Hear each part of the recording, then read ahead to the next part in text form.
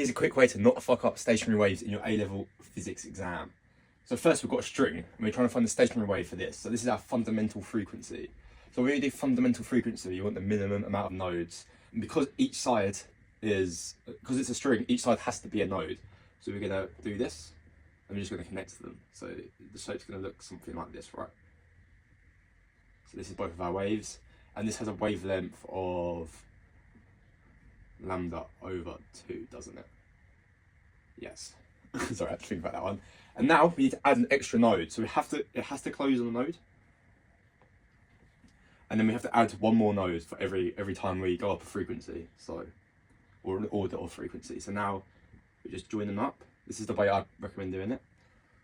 So we get this, and then this is a wavelength of lambda. And then we've got a closed tube on one side, open on the other. So when it's closed, and with the minimum amount of nodes, we have to land on a node, and on this side we have 2 antinodes. So because it's open, there's no node here, so it has to be on antinodes. So our fundamental is going to look like this and look like this. This could be a wavelength of lambda over 4. And then here, again, it has to end on antinodes, right? But we add a node because it's not a fundamental frequency, it's our first order frequency. So we add one like somewhere in the middle, and we're going to do something like this, right? It's actually not the best drawing ever. And this is going to be 3 lambda over 4, I guess.